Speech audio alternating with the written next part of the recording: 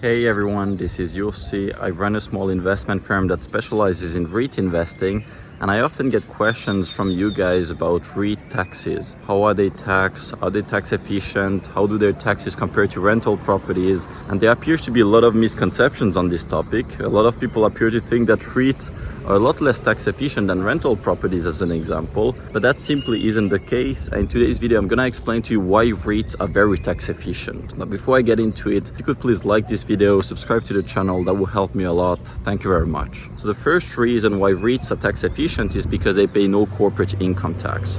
What this essentially means is that you get the benefits of limited liability without having to pay for it. Then the reason number two is that REITs retain a lot of their cash flow, and since they don't pay any corporate income tax, this cash flow is essentially tax deferred as well. There's a common misconception that REITs must pay out 90% of their cash flow in the form of dividends, but this actually isn't the case. What the rule says is that REITs must pay out 90% of their taxable income in the form of dividend, but taxable income is typically a lot lower than cash flow because of non-cash depreciation. And so in the most extreme cases like Boardwalk REIT, you're gonna have the REIT retaining up to 2/3 of its cash flow, and all of this is tax deferred. Reason number three, REITs will typically classify their dividend income as return of capital. They might not classify all of it as return of capital, but a portion of it, let's say 30% or 40%, and all of this is also tax deferred. Then reason number four, REIT dividend income enjoys a 20% deduction, so that also lowers your taxes.